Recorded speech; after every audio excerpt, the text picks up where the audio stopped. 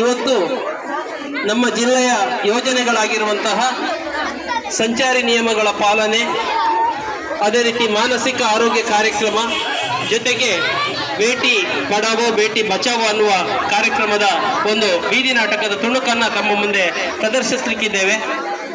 ಈ ಒಂದು Rotary Puttur elite Rotary club Bettampadi ಪ್ರಥಮ ದರ್ಜೆ ಕಾಲೇಜು ಇವರ ಈ ಒಂದು ಜಾಥಾವನ್ನು ಈ ಮೂಲಕ ಇವತ್ತಿನಿಂದ ಚಾಲನೆ ಗೊಳ್ಳಲಿಕ್ಕಿದೆ. ಇದನ್ನು ನಮ್ಮ ರೋಟರಿ ಜಿಲ್ಲೆಯ district governor Rotarian HR Keshav ಅವರು ಉದ್ಘಾಟಿಸಬೇಕು ಅಂತ ವಿನಂತಿಸ್ತಾ ಇದ್ದಾನೆ. ಜಂಬೆ ಬಾರಿಸುವುದರ ಮೂಲಕ ಉದ್ಘಾಟಿಸಬೇಕು. ಅದೇ ರೀತಿ ನಮ್ಮ ಅಸಿಸ್ಟೆಂಟ್ ಗವರ್ನರ್ ರೊಟೇರಿಯನ್ ನರಸಿಂಹಪೈ ಅವರು ಉಪಸ್ಥಿತರಿರಬೇಕು. ನಮ್ಮ ZL ಸುಜಿತ್ ಸರ್ ಕೂಡ ಉಪಸ್ಥಿತರಿರಬೇಕು. ನಮ್ಮ ಅಧ್ಯಕ್ಷರು IPP Pietersen Prabhakar, elect president Ashwin Shetty, ತಾವೆಲ್ಲರೂ ಕೂಡ ಭಾಗಿಯಾಗಬೇಕು. ನಮಸ್ಕಾರ. ಎಲ್ಲ ನಮ್ಮ ರೋಟರಿ ಬಂಧುಗಳು, ಶಾಲೆಯ ಮುಖ್ಯ ಶಿಕ್ಷಕರಾಗಿರುವಂತಹ KK ಸರ್ ಅವರು ಉಪಸ್ಥಿತರಿದ್ದಾರೆ. ಜಲಜ ಮತ್ತು ಮಕ್ಕಳ ಅಭಿವೃದ್ಧಿ ಇಲಾಖೆಯ ಮೇಲ್ವಿಚಾರಕಿಯರು ನಮ್ಮ ಜೊತೆಗಿದ್ದಾರೆ. ಜಂಬೆ ಬಾರಿಸುವುದರ ಮೂಲಕ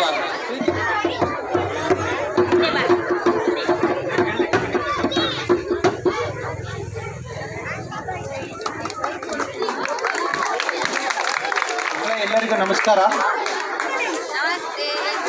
ಈ ನಾಟಕದಲ್ಲಿ ಸಿನಿಮಾದಲ್ಲಾದರೆ ಅವ್ರಿಗೆ ಮತ್ತೆ ಅದನ್ನು ರೀಟೇಕ್ ಮಾಡೋ ಅವಕಾಶ ಇರುತ್ತೆ.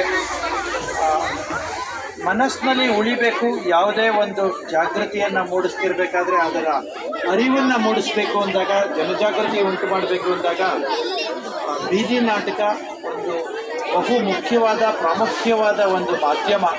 It's so powerful. ಅಂದರೆ ಭಾಳ ಶಕ್ತಿಯುತವಾಗಿ ಇವರು ಏನನ್ನು ಸಮಾಜಕ್ಕೆ ತಿಳಿಸ್ಬೇಕು ಅಂತಿದ್ದಾರೆ ಅದನ್ನು ತಿಳಿಸೋದಕ್ಕೆ ಬೀದಿ ನಾಟಕಗಳು, ಈ ರೀತಿ ಜಾಗೃತಿ ನಾಟಕಗಳು ಸಹಾಯ ಆಗುತ್ತೆ. All the best children. Enjoy the drama by Maunesh and team and students of Bettampadi first grade college. Thank you. ಎಲ್ಲರೂ ಕೇಳಿರಿ ಸಂಚಾರಿ ನಿಯಮವ ಪಾಲಿಸಿರಿ. ಕೇಳಿರಿ ಕೇಳಿರಿ ಎಲ್ಲರೂ ಕೇಳಿರಿ ಸಂಚಾರಿ ನಿಯಮವ ಪಾಲಿಸಿರಿ. ಸಂಚಾರಿ ನಿಯಮವ ಪಾಲಿಸಿರಿ. ಸಂಚಾರಿ ನಿಯಮವ ಪಾಲಿಸಿರಿ. ಡ್ರೈವಿಂಗ್ ಲೈಸೆನ್ಸ್ ನಿಮ್ಮಲ್ಲಿರಲಿ, ವಾಹನದ RC ಜೊತೆಗೆ ಇರಲಿ. ಡ್ರೈವಿಂಗ್ ಲೈಸೆನ್ಸ್ ನಿಮ್ಮಲ್ಲಿರಲಿ, ವಾಹನದ RC ಜೊತೆಗೆ ಇರಲಿ. ಸೀಟ್ ಬೆಲ್ಟ್ ಹಾಕಿಕೊಳ್ಳಿರಿ, ಹೆಲ್ಮೆಟ್ ತಲೆಯಲ್ಲೇ ಇರಲಿ. ಸೀಟ್ ಬೆಲ್ಟ್ ಹಾಕಿಕೊಳ್ಳಿರಿ, ಹೆಲ್ಮೆಟ್ ತಲೆಯಲ್ಲೇ ಇರಲಿ. ರಾಂಗ್ ಸೈಡ್ ಬೇಡ ಬೇಡ, ರಾಂಗ್ ಸೈಡ್ ಬೇಡ ಬೇಡ. ಓವರ್ ಸ್ಪೀಡ್ ಬೇಡವೇ ಬೇಡ, ಓವರ್ ಸ್ಪೀಡ್ ಬೇಡವೇ ಬೇಡ. ಚಾಲನೆ ವೇಳೆ ಮೊಬೈಲ್ನಲ್ಲಿ ಮಾತು ಬೇಡ, ಚಾಟ್ ಬೇಡ. ಚಾಲನೆ ವೇಳೆ ಮೊಬೈಲ್ನಲ್ಲಿ ಮಾತು ಬೇಡ, ಚಾಟ್ ಬೇಡ. ಅಪಘಾತಕ್ಕೆ ಪ್ರಥಮ ಚಿಕಿತ್ಸೆ, ದಾಟುವವಗೆ ಸಹಕಾರ. ಅಪಘಾತಕ್ಕೆ ಪ್ರಥಮ ಚಿಕಿತ್ಸೆ, ದಾಟುವವಗೆ ಸಹಕಾರ. ನಡುವರ ಮೇಲೆ ನಿಗಾ ಇಡು, ಶಾಲೆ ಹತ್ತಿರ ನಿಧಾನ ಹೋಗು. ನಡುವರ ಮೇಲೆ ನಿಗಾ ಇಡು, ಶಾಲೆ ಹತ್ತಿರ ನಿಧಾನ ಹೋಗು. 18 ಗಾಡಿಯು ಬೇಡ, 18 ಗಾಡಿಯು ಬೇಡ. ಸಿಗ್ನಲ್ ನಿಯಮವ ಪಾಲಿಸಿ ನೋಡ, ಸಿಗ್ನಲ್ ನಿಯಮವ ಪಾಲಿಸಿ ನೋಡ. ಕುಡಿದು ಗಾಡಿ ಚಲಾಯಿಸಬೇಡ, ಕುಡಿದು ಗಾಡಿ ಚಲಾಯಿಸಬೇಡ. ಎಮಿಷನ್ ಟೆಸ್ಟ್ ಮಾಡಿಸಿರು ನೀನು, ಎಮಿಷನ್ ಟೆಸ್ಟ್ ಮಾಡಿಸಿರು ನೀನು. ಕೇಳಿರಿ ಕೇಳಿರಿ ಎಲ್ಲರೂ ಕೇಳಿರಿ ಸಂಚಾರಿ ನಿಯಮವ ಪಾಲಿಸಿರಿ. ಕೇಳಿರಿ ಕೇಳಿರಿ ಎಲ್ಲರೂ ಕೇಳಿರಿ ಸಂಚಾರಿ ನಿಯಮವ ಪಾಲಿಸಿರಿ. ಸಂಚಾರಿ ನಿಯಮವ ಪಾಲಿಸಿರಿ. ಆದ್ಮೇಲೆ ಇದೀಗ ಮತ್ತೊಂದು ನಮಗೆಲ್ಲರಿಗೂ ಕೂಡ ಗೊತ್ತಿರುವಂತದ್ದು, ಬೇಟಿ ಬಚಾವೋ ಬೇಟಿ ಪಡಾವೋ. ಹೆಣ್ಣು ಮಕ್ಕಳನ್ನ ರಕ್ಷಿಸಿ, ಹೆಣ್ಣು ಮಕ್ಕಳನ್ನ ಓದಿಸಿ ಅನ್ನುವಂತ ಹೆಣ್ಣು ಮತ್ತು ಗಂಡು ತಾರತಮ್ಯ ಬೇಡ. ಈ ಕುರಿತಾಗಿ ಜಾಗೃತಿ ಮೂಡಿಸುವಂತಹ ಒಂದು ನಾಟಕ ತಮಗಾಗಿ. ನಾವು ಕಥೆಯ ಹೇಳುತ್ತೇವೆ, ಕಥೆಯ ಹೇಳುತ್ತೇವೆ, ನಾವು ಕಥೆಯ ಹೇಳುತ್ತೇವೆ.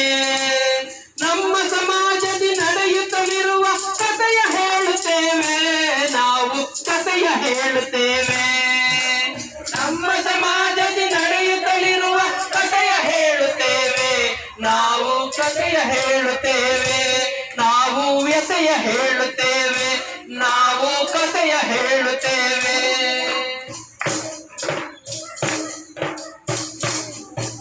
ಇಲ್ಲಿ ಸೇರಿರುವ ಎಲ್ಲ ನನ್ನ ಪ್ರೀತಿಯ ವೀಕ್ಷಕರಿಗೆ ಸ್ವಾಗತ. ಈಗ ನಾನಂತೂ ನಿಮಗೆ ಕಥೆ ಹೇಳ್ತೇನೆ. ಅದು ನಮ್ಮ ಕಥೆ, ನಿಮ್ಮ ಕಥೆ ಅಲ್ಲಲ್ಲ, ಇದೊಂದು ವ್ಯಥೆಯ ಕಥೆ. ಸೋಮಾಪುರ ಎಂಬ ಹಳ್ಳಿಯಲ್ಲಿ ರಾಮ ಮತ್ತು ಸುಶೀಲ ಎಂಬ ಇಬ್ಬರು ದಂಪತಿಗಳಿದ್ದರು. ಅವರಿಗೆ ಸಹನಾ ಎಂಬ ಒಬ್ಬ ಮಗಳಿದ್ದರು. ಒಂದು ದಿನ ಅವರ ಮನೆಯಲ್ಲಿ ಮದುವೆ ಪ್ರಸ್ತಾಪದ ವಿಷಯ ಚರ್ಚೆ ಆಗ್ತದೆ. ಮುಂದೆ ಆ ಮನೆಯಲ್ಲಿ ಮದುವೆ ಆಗ್ತದೋ ಇಲ್ಲವೋ ಎಂದು ಈ ವಿಷಯದ ಮೂಲಕ ನೋಡಿಕೊಳ್ಳುತ್ತದೆ.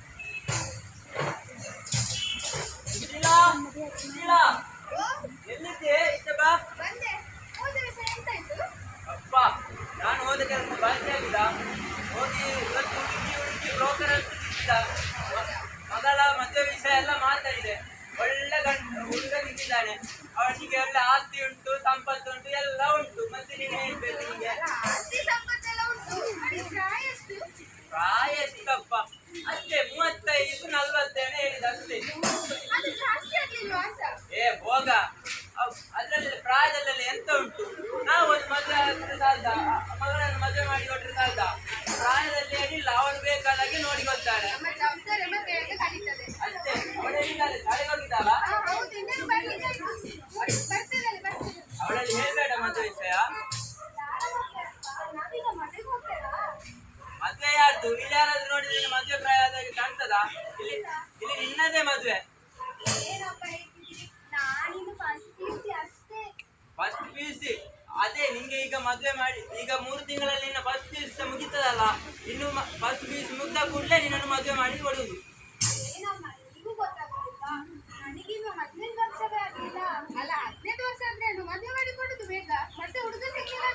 ಅವನಲ್ಲಿ ಎಂತದ ಕೇಳುದು? ಒಳ್ಳೆ ಒಂದು ಹುಡುಗಿ ಇಟ್ಟಿದ್ದೇನೆ. ಒಳ್ಳೆ ಕೆಲಸ ಉಂಟು, ಒಳ್ಳೆ ಆಸ್ತಿ ಉಂಟು, ಸಂಪತ್ತು ಉಂಟು, ಎಲ್ಲ ಉಂಟು. ನಿನ್ನನ್ನು ಅವರು ಮದುವೆ ಮಾಡಿ ಕೊಟ್ಟ ಮೇಲೆ ಅವರೇ ನೋಡಿಕೊಳ್ತಾರೆ. ಏನು ಹೆದರಿಕೆ ಇಲ್ಲ. ಏ ಈ ನನ್ನಲ್ಲಿ ಕಾನೂನು ಮಾತಾಡ್ತೀಯಾ? ನೋಡ, ಅವಳು ಈಗ PUC ಕಲಿಲಿಕ್ಕೆ ಹೋಗಿ ಕಾನೂನು ಮಾತಾಡ್ತಿದ್ದಾಳೆ.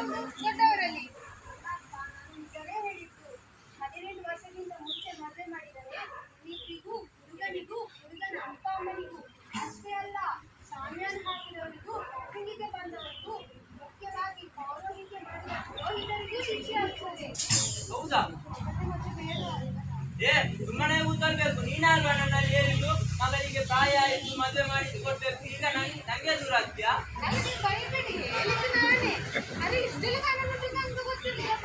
ಮಗಳೇ ನೀನು ಏನು ಹೆದರಬೇಡ. ಅಮ್ಮನೊಂದೊಂದು ಮಾತು ಕೇಳಿ ನಾನು ಹೊರಟು ನನ್ನನ್ನು ನಾಡ್ತಿದ್ದ ಇದರಲ್ಲಿ ಆಗ್ತಿದ್ದು. ನಿನಗೆ ಇನ್ನು ಪ್ರಾಯ ಆಗಲಿ, ನಿನಗೆ ಕಲಿತುಕೋ. ಮತ್ತೆ ನಿನಗೆ ಒಳ್ಳೆ ಕೆಲಸ ಆದ್ಮೇಲೆ 18 ವರ್ಷ ಆದ್ಮೇಲೆ ನಿನಗೆ ಮದುವೆ ಆಗ್ಬೇಕು ಅಂತ ಹೇಳುವಾಗ ನಾವು ಒಳ್ಳೆ ಹುಡುಗನನ್ನೇ ಹುಡುಕಿ ನಾನು ಮದುವೆ ಮಾಡಿದ್ದು. ಆಯ್ತಾ? ಆಡೋ ಹುಡುಗಿ ಕ್ಯಾತಕೋ, ಆಡೋ ಹುಡುಗ, ಆಡೋ ಹುಡುಗಿ ಕ್ಯಾತಕೋ, ಆಡೋ ಹುಡುಗ, ನಿನಿಯ ಜೊತೆ ಸೇರಿದಂತೆ ಆಗಿಡುಗ, ನಿನಿಯ ಜೊತೆ ಸೇರಿದಂತೆ ಆಗಿಡುಗ. 12 ವರ್ಷಕ್ಕೆ ಮದುವೆನ ಮಾಡುತ್ತಾರೆ, 12 ವರ್ಷಕ್ಕೆ ಮದುವೆನ ಮಾಡುತ್ತಾರೆ. 12 ವರ್ಷಕ್ಕೆ ತೊಟ್ಟಿಲೋ ತೂಗುತ್ತಾಳೆ, 12 ವರ್ಷಕ್ಕೆ ತೊಟ್ಟಿಲೋ ತೂಗುತ್ತಾಳೆ. 30 ವರ್ಷಕ್ಕೆ ಮುದುಕಿನೇ ಆಗುತ್ತಾಳೆ, 30 ವರ್ಷಕ್ಕೆ ಮುದುಕಿನೇ ಆಗುತ್ತಾಳೆ. ಆಡೋ ಹುಡುಗಿ ಕ್ಯಾತಕೋ, ಆಡೋ ಹುಡುಗ, ಗಿಣಿಯ ಜೊತೆ ಸೇರಿದಂತೆ ಆಗಿಡುಗ, ಗಿಣಿಯ ಜೊತೆ ಸೇರಿದಂತೆ ಆಗಿಡುಗ. ಆಡುವ ವಯಸ್ಸಲ್ಲಿ ಆಡಿಕೊಂಡೇ ಇರಬೇಕು, ಆಡುವ ವಯಸ್ಸಲ್ಲಿ ಆಡಿಕೊಂಡೇ ಇರಬೇಕು.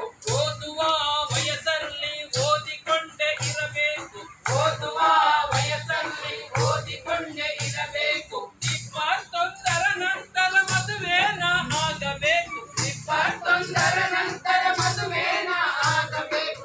ಆಡೋ ಹುಡುಗಿ ಕ್ಯಾತಕೋ, ಆಡೋ ಹುಡುಗ, ಆಡೋ ಹುಡುಗಿ ಕ್ಯಾತಕೋ, ಆಡೋ ಹುಡುಗ, ಗಿಣಿಯ ಜೊತೆ ಸೇರಿದಂತೆ ಆಗಿಡುಗ, ಗಿಣಿಯ ಜೊತೆ ಸೇರಿದಂತೆ ಆಗಿಡುಗ, ಗಿಣಿಯ ಜೊತೆ ಸೇರಿದಂತೆ ಆಗಿಡುಗ, ಗಿಣಿಯ ಜೊತೆ ಸೇರಿದಂತೆ ಆಗಿಡುಗ. ನೀವೆಲ್ಲ ಕೇಳಿದ್ರಲ್ವಾ? ಈಗ ನಾವು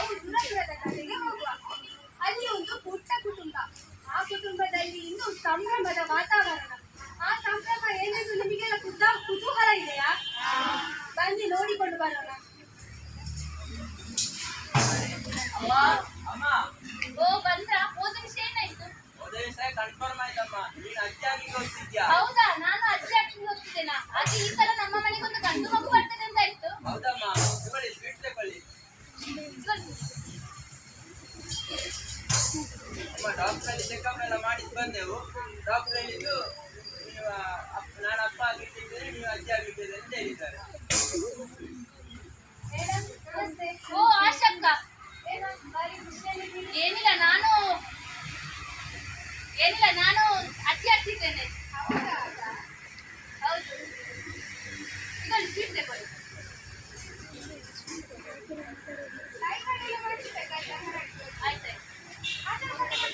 ಆಯ್ತು, ನಾನು ಜೆರಾಕ್ಸ್ ತೆಗೆದು ಮತ್ತೆ ಅಂಗನವಾಡಿಯಲ್ಲಿ ಬಂದು ಕೊಡ್ತೇನೆ. ಅದೆಂತದೋ ಟೆಸ್ಟ್ ಮಾಡಿಸ್ತಾರಲ್ಲ ಗಂಡ ಹೆಣ್ಣಂತ ನೋಡ್ಲಿಕ್ಕೆ, ಅದು ಬೇಕಿತ್ತು ಒಮ್ಮೆ. ಎಂತದೋ ಒಂದು ಮಾಡಿಸ್ತಾರಲ್ಲ. ಹೌದು, ಅದು ಗಂಡ ಹೆಣ್ಣಂತ. ಅಂದ್ರೆ ಈ ಮನೆಗೆ ಮೊದಲನೇದು ಗಂಡಾಗ್ಬೇಕು ಅಂತ ಆಸೆ. ಅಂದ್ರೆ ಹೆಣ್ಣು ಮಗು ಆದ್ರೆ ಮೊದಲನೇ ತೆಗಿಸುವ ಅಂತ. ಏನ್ ಮಾತಾಡ್ತಿದ್ದೀರಿ ನೀವು? ಹೆಣ್ಣು ಮಗು ತೆಗಿಸುದಾ? ನಿಮ್ಗೆ ಎಷ್ಟು ಅಪರಾಧ ಅಂತ ಗೊತ್ತುಂಟ ಹೆಣ್ಣು ಮಗನ್ನು ತೆಗಿಸಿದ್ರೆ? ಕಾನೂನಿನ ಪ್ರಕಾರ ಅದಕ್ಕೆ ಶಿಕ್ಷೆ ಉಂಟು. ಶಿಕ್ಷೆಯಾ? ಏನ್ ಶಿಕ್ಷೆ? ಎಷ್ಟೋ ಸಾವಿರ ದಂಡ ಹಾಕ್ಬೇಕಾಗ್ತದೆ. ಹೌದಾ? ಅದರ ಜೊತೆಗೆ ಜೈಲು ಸೇರ್ಬೇಕು. ಅಮ್ಮ, ನನ್ನಲ್ಲಿ ದಂಡ ಆಗಿತ್ತೆ, ನನ್ನಲ್ಲಿ ಹಣ ಇಲ್ಲ ಅಮ್ಮ. ಹತ್ರ ಕೂಡ ಇಲ್ಲವ? ಅದೇ ಇಲ್ಲದೆ ನೀವು ಟೆಸ್ಟ್ ಮಾಡಿಸಿದಾ? ಅದು ಅಮ್ಮ ಹೇಳಿದ್ರು ಟೆಸ್ಟ್ ಮಾಡಿದ್ದು ಅಂತ. ಅಂದ್ರೆ ಇಲ್ಲಿ ಗಂಡು ಮಗು ಆಗ್ಬೇಕಂತ. ಯಾಕೆ ನಿಮ್ಗೆ ಹೆಣ್ಣು ಮಗ ಆಗುತ್ತಾ? ಇಷ್ಟು ಎಜುಕೇಟ್ ಆಗಿ ನಿಮ್ಗೆ ಗೊತ್ತಿಲ್ವಾ? ಅಮ್ಮ, ನಾನು ಹೇಳಿದೆ ಅಲ್ಲ, ಅವ್ರು ಹೇಳಿದ್ರಲ್ಲ. ನಾನು ಓದಿಲ್ಲ, ನೀನಲ್ಲ ಓದಿದ್ದು.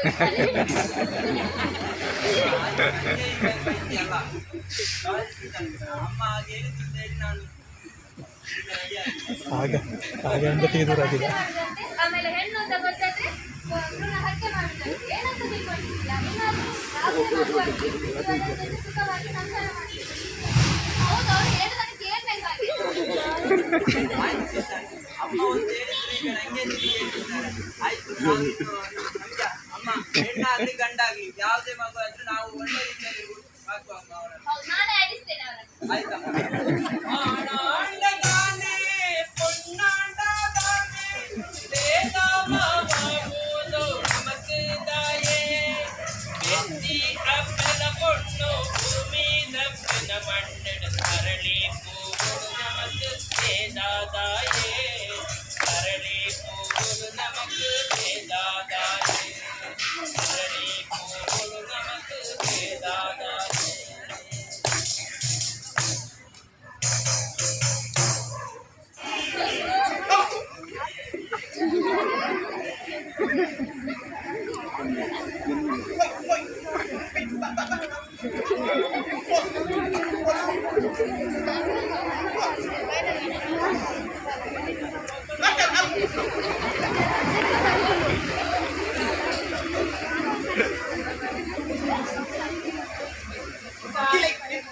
ಎಂತ ಮಾಡ್ತಿ ಮಗ ನೀನು?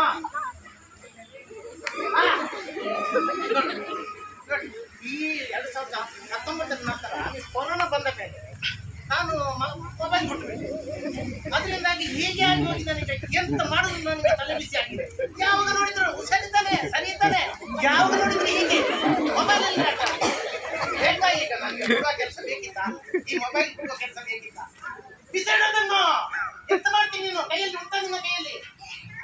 ಅಯ್ಯೋ ಚೆನ್ನ ಮಾಷೆ, ಅಂತ ಎಂತ ಇಲ್ಲ ಮಾಷೆ. ನೋಡಿ, ಇವ ಒಂದು ಮೊಬೈಲ್ ಕೈಯಲ್ಲಿ ಇಲ್ಲ, ಮೊಬೈಲ್ ಮಾಡಿದ್ರೆ ಮೊಬೈಲ್ ಆಟ ಆಡಿದ್ರೆ ಮಾಡು.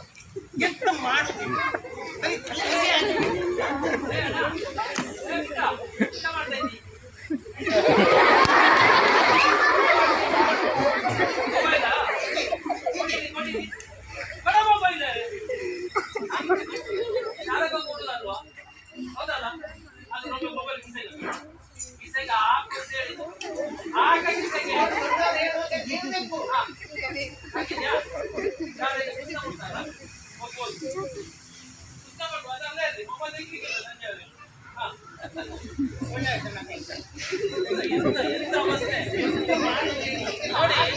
ಅವನ ಕೈಯಲ್ಲಿ ಮೊಬೈಲ್ ಇಲ್ಲ, ಆದ್ರೆ ಮೊಬೈಲ್ ಉಂಟು ಅಂತ ಭ್ರಮೆಯಲ್ಲಿ ಬದುಕ್ತಾ ಇದ್ದಾನೆ.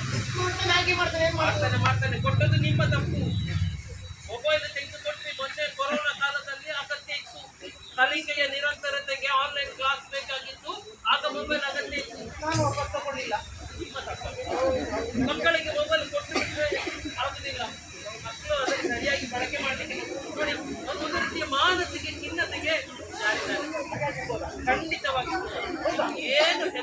ಚಿಂತೆ ಮಾಡುದು ನಿಮಗೆ ತಕ್ಷಣ ನೀವು ಇವರನ್ನು ಆಸ್ಪತ್ರೆಗೆ ಕರ್ಕೊಂಡು ಅಲ್ಲಿ ಮಾನಸಿಕ ತಜ್ಞರು ಇರ್ತಾರೆ. ಅವರು ಸರ್ಕಾರಿ ಆಸ್ಪತ್ರೆ ಆದ್ರೆ ಚಿಕಿತ್ಸೆ ಲಭ್ಯ ಆಗ್ತದೆ. ಒಂದು ವೇಳೆ ತಾಲೂಕು ಆಸ್ಪತ್ರೆಗೆ ಆಗದಿದ್ದರೆ ಜಿಲ್ಲಾಸ್ಪತ್ರೆಗೆ ಕಳಿಸ್ತಾರೆ. ಅಲ್ಲಿಯ ಮಾನಸಿಕ ತಜ್ಞರು ಖಂಡಿತವಾಗಿ ಉಂಟು. ಈಗಲೇ ಅದಕ್ಕೆ ಮಾನಸಿಕ ಖಿನ್ನತೆ ಅಥವಾ ಏನು ಸಮಸ್ಯೆ ಅಂತ ಆರಂಭದಲ್ಲೇ ಗುರುತಿಸಿದ್ರೆ ಅದಕ್ಕೆ ಖಂಡಿತವಾಗಿ ಕೂಡ ಪರಿಹಾರ ಸಿಗ್ತದೆ. ಇಲ್ಲದಿದ್ರೆ ಆಮೇಲೆ ಅದು ಇನ್ನೊಂದು ಪರಿಹಾರ ಇದು ತಪ್ಪು ದಾರಿಗೆ ಕಾರಣ ಆಗ್ತದೆ. ದಯವಿಟ್ಟು ಆ ಥರ ಮಾಡಬೇಕು. ಇವತ್ತೇ ಕಲ್ತ್ಕೊಬೇಕು. ಖಂಡಿತ ಮಾನಸಿಕ ಆರೋಗ್ಯ ಅನ್ನೋದು ಬಹಳ ಮುಖ್ಯ. ಖಂಡಿತವಾಗಿ ತುಂಬಾ ಧನ್ಯವಾದ. ಹೌದು, ಮಾನಸಿಕ ಆರೋಗ್ಯ ಅನ್ನುವಂಥದ್ದು ಬಹಳ ಮುಖ್ಯ. ನಾವೆಲ್ಲರೂ ಕೂಡ ನಮ್ಮ ದೈಹಿಕ ಆರೋಗ್ಯದ ಬಗ್ಗೆ ಯೋಚನೆ ಮಾಡ್ತೇವೆ ಅಥವಾ ಬಾಹ್ಯ ಸೌಂದರ್ಯದ ಬಗ್ಗೆ ಯೋಚನೆ ಮಾಡ್ತೇವೆ. ಆದ್ರೆ ಮಾನಸಿಕ ಆರೋಗ್ಯ ಅನ್ನುವಂಥದ್ದು ಬಹಳ ಮುಖ್ಯವಾದುದು. ಈ ಮಾನಸಿಕ ಆರೋಗ್ಯವನ್ನ ಬಹುಶಃ ನಾವೀಗ ನೋಡಿದ್ದೇವೆ. ಮೊಬೈಲ್, ನಾವು ಕೂಡ ಮೊಬೈಲ್ ಅಲ್ಲಿ ಆಟ ಆಡ್ತೇವಲ್ಲ ಮಕ್ಕಳೇ, ಅಲ್ವಾ? ಆದ್ರೆ ನಾವು ಈಗ ಕೊಡಬೇಕಾದದ್ದು ಗಮನ ಯಾವುದಕ್ಕೆ? ಪುಸ್ತಕಕ್ಕೆ, ಕಲಿಕೆಗೆ, ಶಿಕ್ಷಣಕ್ಕೆ, ಅಲ್ವಾ? ಮೊಬೈಲ್ ಏನಿದ್ರು ಆಮೇಲೆ ನೋಡುವ. ಈಗ ನಮಗೆ ಕೊರೋನಾ ಕಾಲದಲ್ಲಿ ಕೊಟ್ಟಿದ್ದಾರೆ, ಅಗತ್ಯ ಇತ್ತು ನಮಗೆ ಅಪ್ಪ ಅಮ್ಮ. ಆದ್ರೆ ನಾವು ಹೆಚ್ಚು ಮೊಬೈಲ್ ಅನ್ನು ನೋಡುದು ಬೇಡ, ಮೊಬೈಲ್ ಅಲ್ಲಿ ಆಟ ಆಡುದು ಬೇಡ. ನಮ್ಮ ಕೈಯಲ್ಲಿ ಮೊಬೈಲ್ ಇದ್ದ ತಕ್ಷಣ ಅಪ್ಪ ಅಮ್ಮನಿಗೆ ತುಂಬಾ ತಲೆಬಿಸಿ ಆಗ್ತದೆ. ನಿಮ್ಮ ಹತ್ರ ಹೇಳುದಿಲ್ಲ ಅವರು, ಆದ್ರೆ ಅವರು ಕೂಡ ಒಂದು ರೀತಿಯ ಟೆನ್ಷನ್ ಅಲ್ಲಿ ಇರ್ತಾರೆ. ಮಕ್ಕಳು ತುಂಬಾ ಮೊಬೈಲ್ ನೋಡ್ತಾರೆ, ಹೇಳಿದ ಮಾತು ಕೇಳುದಿಲ್ಲ. ಆ ತರದ ನೋವು ಯಾರು ಕೂಡ ಅಪ್ಪ ಅಮ್ಮನಿಗೆ ಕೊಡ್ಬೇಡಿ. ಕೊಡ್ತೀರಾ ಮಕ್ಕಳೇ? ಇನ್ನು ಇವತ್ತಿಂದಲೇ ನೀವು ಮೊಬೈಲ್ ನಿಮ್ಮ ಶಾಲೆಯ ಉದ್ದೇಶಕ್ಕೆ, ಶಿಕ್ಷಣದ ಉದ್ದೇಶಕ್ಕೆ ಒಂದು ಸಲ ತಕೊಳ್ಳಿ, ಬಳಕೆ ಮಾಡಿ ವಾಪಸ್ ಕೊಟ್ಟು ಬಿಡಿ. ದಯವಿಟ್ಟು ಅಪ್ಪ ಅಮ್ಮ ಹೇಳುವ ಮಾತನ್ನು ಕೇಳಿ ಮೊಬೈಲ್ ಅನ್ನು ಹೆಚ್ಚು ನೋಡಬೇಡಿ. ನೋಡಿದ್ರೆ ಅದರಿಂದ ಕಣ್ಣಿಗೂ ಹಾನಿ ಇದೆ, ಮೆದುಳಿಗೂ ಹಾನಿ ಇದೆ, ಹೃದಯಕ್ಕೂ ಹಾನಿ ಇದೆ. ದಯವಿಟ್ಟು ಮೊಬೈಲ್ ನ ಬಳಕೆಯನ್ನು ಆದಷ್ಟು ಕಡಿಮೆ ಮಾಡಿ. ಆಗ್ಬೋದಲ್ವಾ? ಈಗ ನೋಡಿದ್ರಲ್ಲ, ಈ ತರ ಆಗ್ತದೆ. ಅದೊಂದು ರೀತಿಯ ಭ್ರಮಾಬುದ್ಧಿಗೆ ನಮ್ಮನ್ನು ಕೊಂಡೋಗ್ತದೆ. ಮತ್ತೆ ಇಲ್ಲಿರುವ ಹೆತ್ತವರಲ್ಲಿ ಕೂಡ ವಿನಂತಿ, ನಮ್ಮ ಮಕ್ಕಳಿಗೆ ನಾವು ಹೆಚ್ಚು ಮೊಬೈಲ್ ಅನ್ನು ಕೊಡಬೇಡಿ. ನಾವೇನು ಮಾಡ್ತಿದ್ದೆವು, ಇದೆಲ್ಲ ಮಕ್ಕಳನ್ನು ಮಲಗಿಸುವಾಗ ಕೂಡ ಲಾರಿ ಹಾಡ್ತಾ ಇದ್ರು. ಈಗ ಎಲ್ಲರೂ ಮೊಬೈಲ್ ಅಲ್ಲಿ ಒಂದು ಪದ್ಯ ಇಟ್ಟು ತೊಟ್ಟಿನೊಳಗೆ ಅಥವಾ ನೇಲೆಯೊಳಗೆ ಇಟ್ಟು ಇಷ್ಟೇ ಮಾಡ್ತಾರೆ, ಪದ್ಯ ಹೇಳುದಿಲ್ಲ. ಅದು ಇಡುವ ಪದ್ಯ ಕೂಡ ಅಂತದೇ ಆಗಿರ್ತದೆ, ನಾಟು ನಾಟು ನಾಟು ನಾಟು ನಾಟು. ಹಾಗೆ ಅದು ಮೊಬೈಲೇ ನಾಟಿಕೊಂಡು ಹೋಗ್ತದೆ.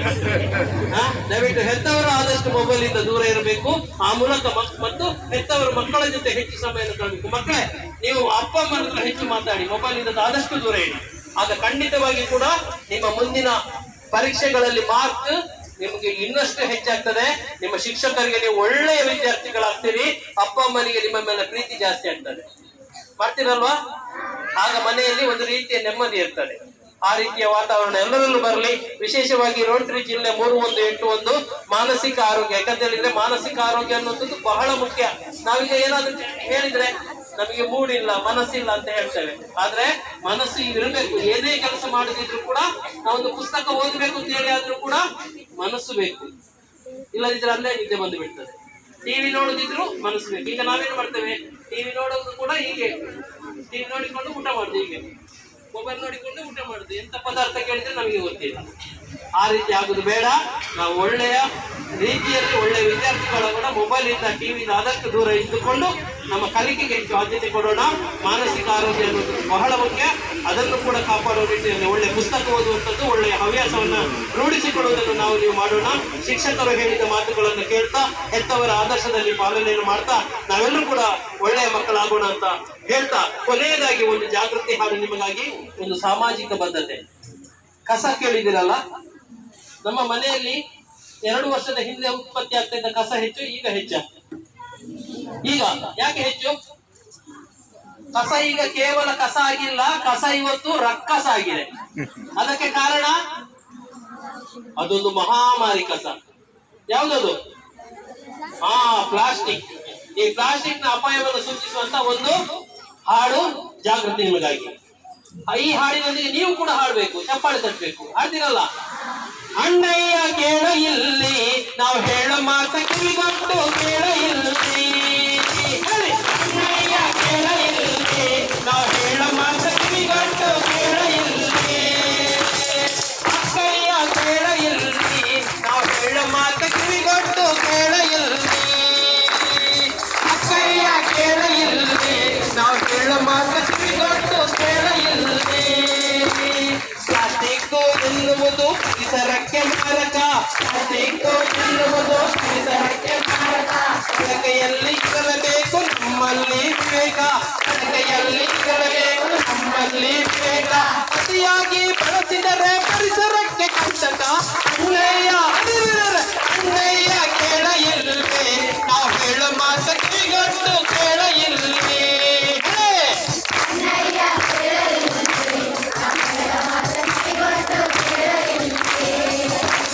ಪ್ಲಾಸ್ಟಿಕ್ಕಿನ ಬಳಕೆಯಿಂದ ಆರೋಗ್ಯಕ್ಕೆ ಹಾನಿ ಇದೆ. ಪ್ಲಾಸ್ಟಿಕ್ಕಿನ ಬಳಕೆಯಿಂದ ಆರೋಗ್ಯಕ್ಕೆ ಹಾನಿ ಇದೆ. ಮಣ್ಣು ನೀರು ಗಾಳಿಯನ್ನು ಪ್ಲಾಸ್ಟಿಕ್ ಕೆಡಿಸುತ್ತಿದೆ. ಮಣ್ಣು ನೀರು ಗಾಳಿಯನ್ನು ಪ್ಲಾಸ್ಟಿಕ್ ಕೆಡಿಸುತ್ತಿದೆ. ಜಾಗೃತಿಯು ಮೂಡದಿದೆ, ಅಪಾಯವು ಹೆಚ್ಚಲಿದೆ. ಅಣ್ಣಯ್ಯ ಅಣ್ಣಯ್ಯ ಕೇಳ ಎಲ್ಲಿ, ನಾವು ಹೇಳ ಮಾತ ಕಿವಿಗೊಟ್ಟು ಕೇಳ ಎಲ್ಲಿ.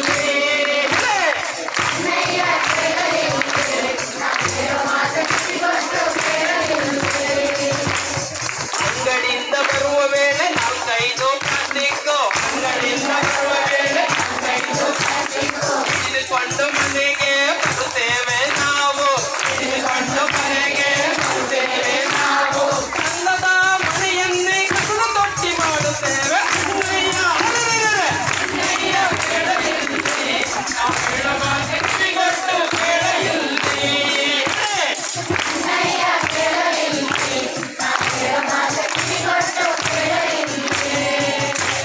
ಹೋಟೆಲಿನ ಊಟವನ್ನು ಪ್ಲಾಸ್ಟಿಕ್ ಕವರಿನಲ್ಲಿ. ಹೋಟೆಲಿನ ಊಟವನ್ನು ಪ್ಲಾಸ್ಟಿಕ್ ಕವರಿನಲ್ಲಿ.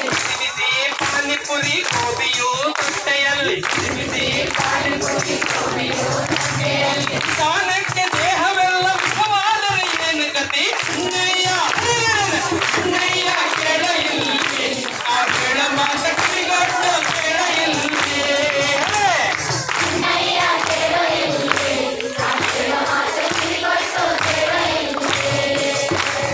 ಅಂಗಡಿಗೆ ಹೋಗುವಾಗ ಕೈಲೊಂದು ಚೀಲವಿರಲಿ. ಅಂಗಡಿಗೆ ಹೋಗುವಾಗ ಕೈಲೊಂದು ಚೀಲವಿರಲಿ. ಆ ಚೀಲ ಬಟ್ಟೆಯದೇ ಎನ್ನುವುದು ನೆನಪಿರಲಿ. ಆ ಚೀಲ ಬಟ್ಟೆಯದೇ ಎನ್ನುವುದು ನೆನಪಿರಲಿ. ಮರುಬಳಕೆಯ ಮಾಡುತ್ತಾ ಪ್ಲಾಸ್ಟಿಕ್ ನಿಯಂತ್ರಿಸು. ಅಣ್ಣಯ್ಯ ಅಣ್ಣಯ್ಯ ಕೇಳ ಇಲ್ಲಿ, ನಾವು ಹೇಳ ಮಾತ ಕಿವಿಗೊಟ್ಟು ಕೇಳ ಇಲ್ಲಿ.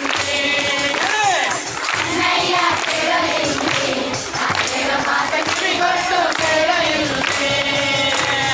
ಅಣ್ಣಯ್ಯ ಕೇಳ ಇಲ್ಲಿ, ನಾವು ಹೇಳ ಮಾತು ಕಿವಿಗೊಟ್ಟು ಕೇಳ ಇಲ್ಲಿ. ಅಣ್ಣಯ್ಯ ಕೇಳ ಇಲ್ಲಿ, ನಾವು ಹೇಳ ಮಾತು ಕಿವಿಗೊಟ್ಟು ಕೇಳ ಇಲ್ಲಿ. ಅಣ್ಣಯ್ಯ ಕೇಳ ಇಲ್ಲಿ, ನಾವು